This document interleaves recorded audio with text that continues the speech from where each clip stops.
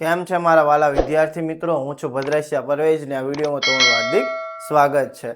તો આજે હું લઈને આવ્યો છું બહુલક, જે ધોરણ 10 ની પરીક્ષામાં વારંવાર પૂછાતું હોય છે. તો ચાલો આજે આપણે શરૂઆત કરવાની છે.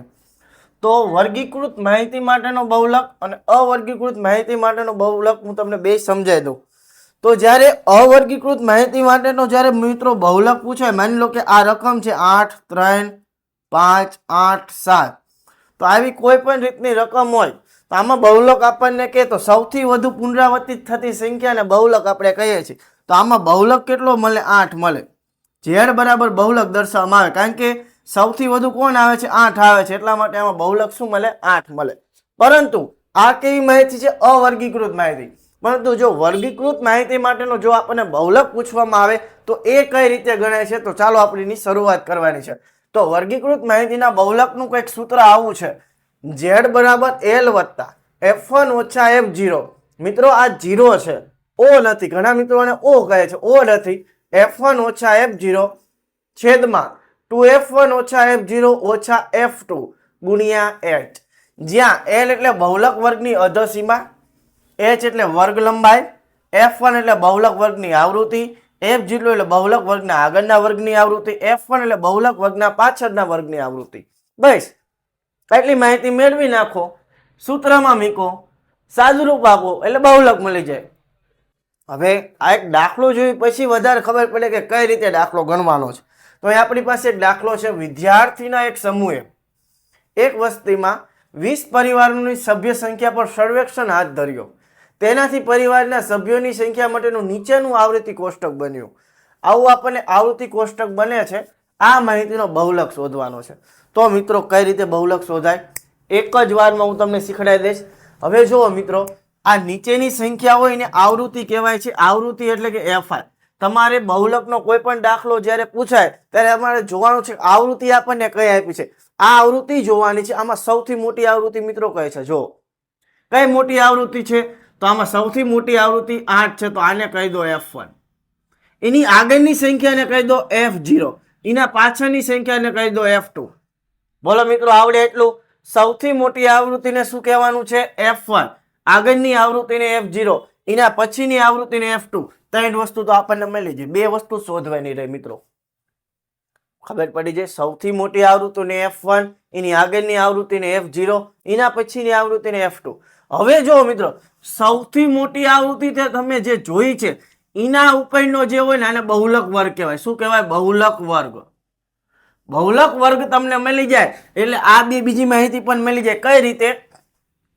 જે બહુલક વર્ગ તમને મળ્યો છે, જે સૌથી મોટી આવૃત્તિ ઉપરની સંખ્યા હોય, જે વર્ગ હોય તેને બહુલક વર્ગ કહેવાય. એમાં જે પહેલી સંખ્યા હોય બહુલક વર્ગમાં, આને l કહેવાય. શું કહેવાય? l.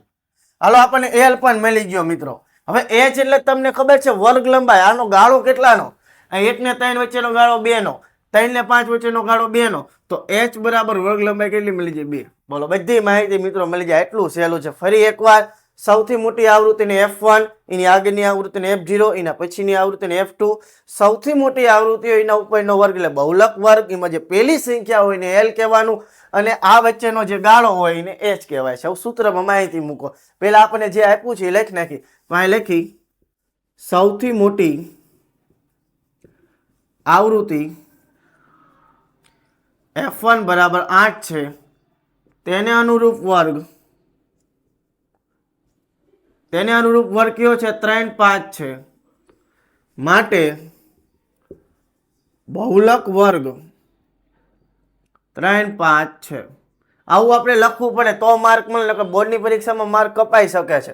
હવે l બરાબર, આ l જ છે મિત્રો. l બરાબર શું થાય? અધસીમા. l એટલે કે અધસીમા. પહેલી સંખ્યા શું મળી?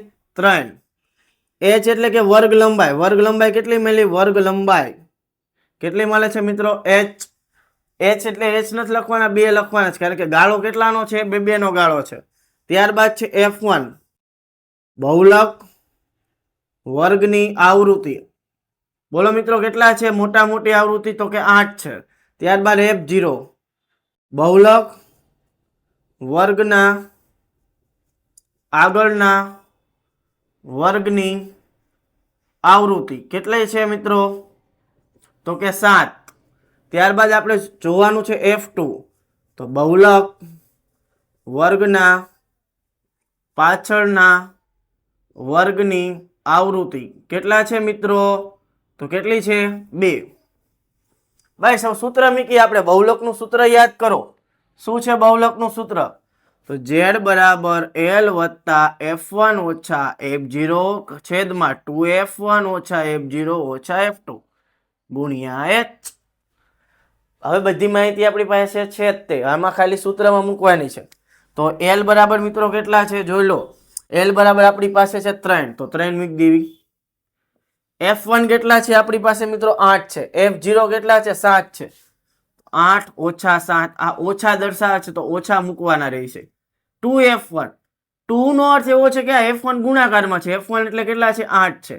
f0 આપણી પાસે કેટલા છે મિત્રો? 7. f2 આપણી પાસે કેટલા છે? 2. h એટલે પણ કેટલા છે? 2. આ માહિતી સૂત્રમાં મૂકી દીધી. હજી આપણે કોઈ એવી મોટી ગણતરી મિત્રો નથી કરી. જો ખાલી આટલું કરો ને તોય તમને દાખલાના અડધા માર્ક મળી જાય. છતાં આપણે સાદુરૂપ તો આપવાનું જ છે.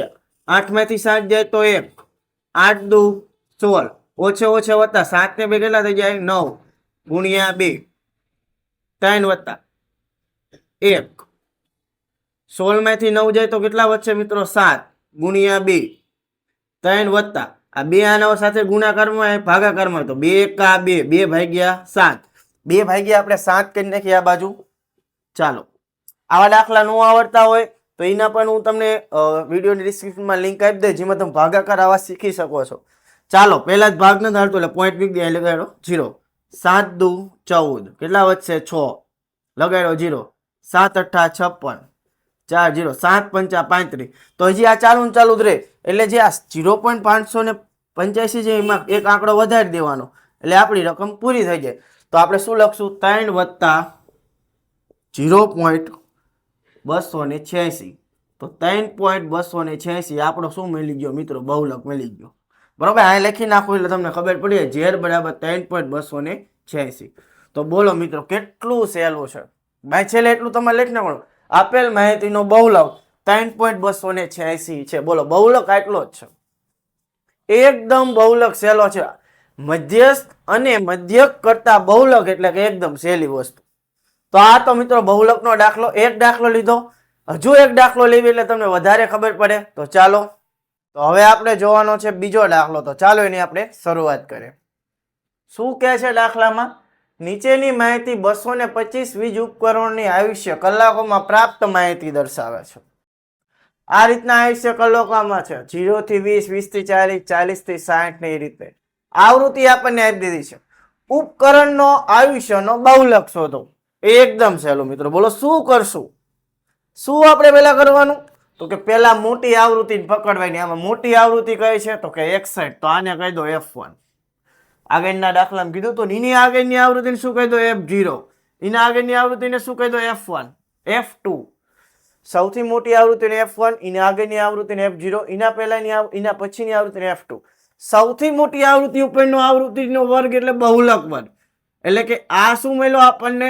l મળ્યો. 60 શું છે? l. કારણ કે પહેલી સંખ્યાને આપણે l એટલે કે અધસીમા કહે છે. ગાળો કેટલાનો છે મિત્રો આમાં? તો જો h બરાબર 20, 20 નો ગાળો મને દેખાય છે. બોલો બધા માપ મળી ગયા. સૂત્રમાં ખાલી આપણે રકમ જ મૂકવાની છે અને દાખલો ગણવાનો એટલે જવાબ. બોલો આટલું સહેલું છે. પેલા આપણે લખશું, શું લખશું? અહીં મહત્તમ આવૃત્તિ 61 છે, તેને અનુરૂપ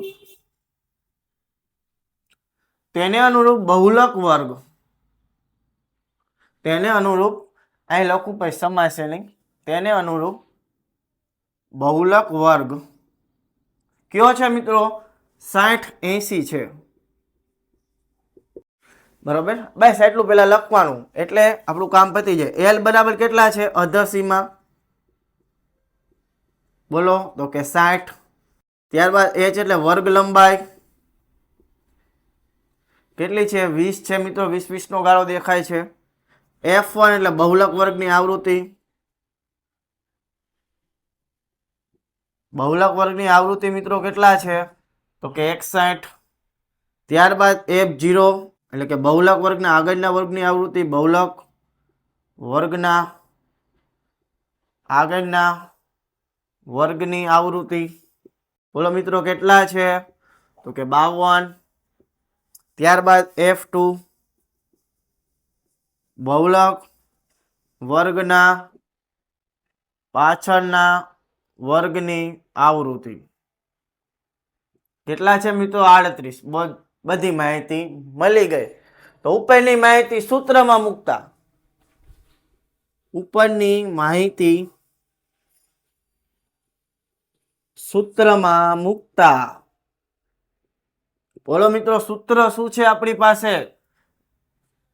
એકદમ સહેલું સૂત્ર બહુલકનું. Z બરાબર L વત્તા F1 ઓછા F2, બરાબર ને? નહીં, F1 ઓછા F0 છેદમાં 2F1 ઓછા F0 ઓછા F2 ગુણ્યા H. સૂત્ર પણ આપણને આવડી ગયું. બસ આ જે આપણી પાસે રકમ છે આમાં મૂકી દેવી. તો ચાલો મૂકી દેવી. L બરાબર કેટલા છે? L બરાબર આપણી પાસે છે 60. F1 કેટલા છે? 61. F0 કેટલા છે? 52. 2F1 એટલે કે F1 કાઉન્સમાં મૂકશું, F0 એટલે 52, F2 એટલે કે 38, H એટલે કે 20. ભાઈ સાદુરૂપ આપવાનું છે 60 વત્તા 61 માંથી 52 બાદ કરો તો કેટલા વધે મિત્રો? 9 વધે. 61 ગુણ્યા 2 કરો તો 60 દુ 120 ને બીજા 2 તો 122. 52 ને 38 મિત્રો કેટલા થઈ જાય? 8 ને 2 10 નો 0 વધી પડી 5 ને 8 ને 1 9 90 થઈ જાય ગુણ્યા 20. 60 વત્તા, હવે તમને ખબર છે આ ગુણાકારમાં ઉપર ગુણાકાર થઈ જાય, 20 ગુણ્યા 9 કરી નાખી તો 20 ગુણ્યા 9 એટલે કેટલા થાય? 180. બરોબર. 122 માંથી 90 બાદ કરો તો 32. આનો ડાયરેક્ટ તમે ભાગ ચલાવી શકો પણ 32 નો ઘડિયો નહીં આવડે એટલે છેદ ઉડાડી નાખી. આના અડધા 90, આના અડધા 16. 90 ભાગ્યા 16. 90 ભાગ્યા આપણે 16 કરી નાખી સાઈડમાં. 90 ભાગ્યા 16, 16 પંચા 80. કેટલા વધશે? 10 વધશે. આ મૂકી પોઈન્ટ, ઘરનો લગાડ્યો 0. 16 પંચા 80, 16 6 96, 16 6 96. કેટલા વધશે? 4, ઘરનો 0. 16 દુ 32. કેટલા વધશે? 8. 16 પંચા 80. બસ ભાગાકારે કરી નાખો. 5.625. સરવાળો કરો તો 65.625. આ આપણને મળી ગયો બહુલક. બોલો મિત્રો એકદમ સહેલો દાખલો. કેટલો બહુલકનો દાખલો મિત્રો સહેલો. બોર્ડની પરીક્ષામાં મિત્રો બહુલકનો દાખલો પૂછાય ને પૂરા માર્ક આવે. 4 માં 4 માર્ક આવે. માર્ક જાય જ નહીં. એકદમ સહેલો રીતના દાખલા છે બહુલકના. તો મિત્રો અહીં એટલું આપણે રાખીએ છીએ. જો એવું પણ તમને લાગતું કે હજી મને કોઈ બહુલકનો દાખલો નથી આવડતો તો મને કમેન્ટમાં જણાવજો. હું એનો પણ તમને વિડીયો બનાવીને આપીશ.